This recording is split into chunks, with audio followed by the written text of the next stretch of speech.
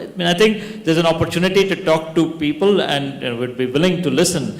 And I'm sure that there has to be some alignment between what you're trying to do and what corporates can do. But it's not absolutely right to say that it is not sustainable and it is not done for a showcase. It's more about how do you make an impact in society, and I think it's happening. Some visible, some may not be as visible because it happens in individual families. But I think corporate India, and more importantly, individuals in corporate India, contribute to making a difference.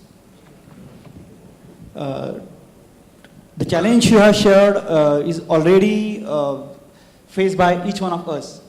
And I have to say that most of us are now started working in synergy to address the same challenge. So example, we are not working in livelihood, but I know Persistent Foundation is working in livelihood. So I'm happy to connect you with that.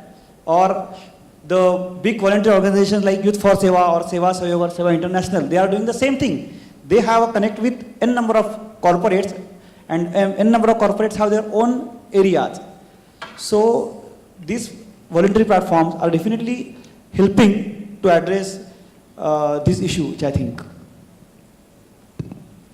For the paucity of time, I will not go into detail. We are doing a lot of interventions with our NGO partners like World Vision, Concern India, especially related to women. But the takeaway for you can be that one of our NGO partners that we are working, Concern India, they re-grant funds to the smaller organizations, grassroots. So I'm happy to connect you with them. And if this is a possibility, we will be able to support. Yeah, thanks.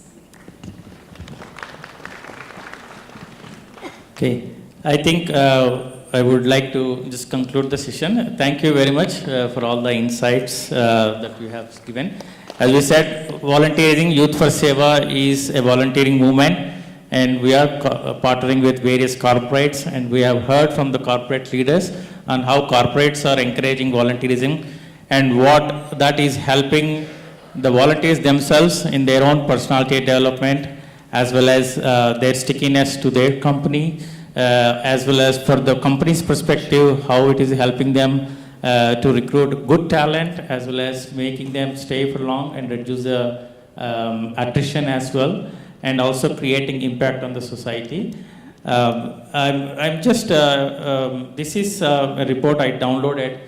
This is one of the top 4 consulting firms, and from their experience in UK, they have put some, without naming the company, I'm just giving some of the parameters that they measured.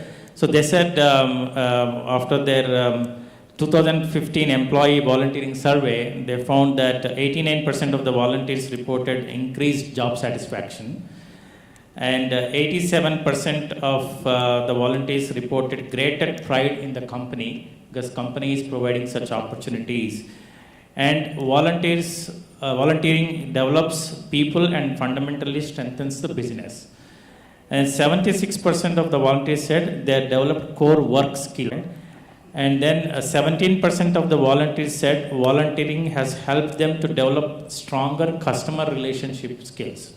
So these are the 4 parameters on which this particular firm has measured the impact of volunteering.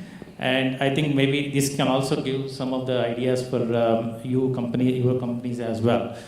And another thing I just want to mention is